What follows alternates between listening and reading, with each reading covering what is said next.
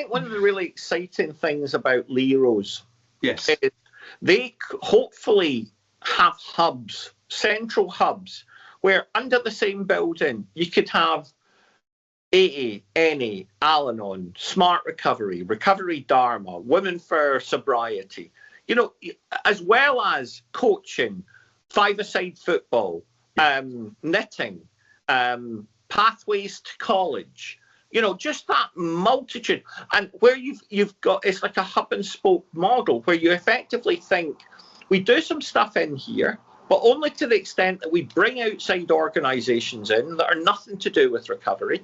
We get people out. I mean, I don't know how much you've had to do with Datus in Birmingham. I love the fact that Datus, run by a guy called Jamie Sadler, who I know from when I worked in Birmingham 20 years ago. So the last time I was there, we were actually up with the park rangers at the Lickey Hills Country Park. And now a significant proportion of the upkeep of the Lickey Hills Country Park is done by Datus because there's not enough employed rangers.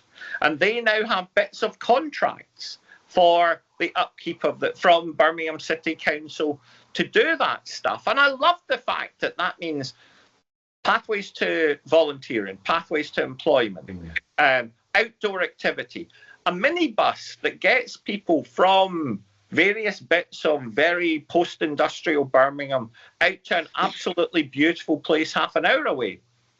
I like what you were saying earlier, though, about the hub and spoke, because I actually think often as recovery communities, LEROs, this is just a hypothetical number, but you might say that there are 50 to 100 people who know each other, could physically assemble once or twice a year, but actually for the rest of the time, they're all off doing different pockets of stuff in groups of 5 or 10s, you know, and they're not all doing everything all together. It's like they kind of criss and cross and come together. There'll be a Christmas bash, or there'll be a pantomime, or there'll be a recovery walk, or there'll be.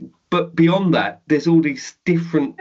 And I think that is phased as well. I think it's fair to say, in the early days of recovery, it's probably useful for some people to have opportunities of spending their time exclusively with other people in recovery. You know, the whole principle of the 90 meetings in 90 days idea.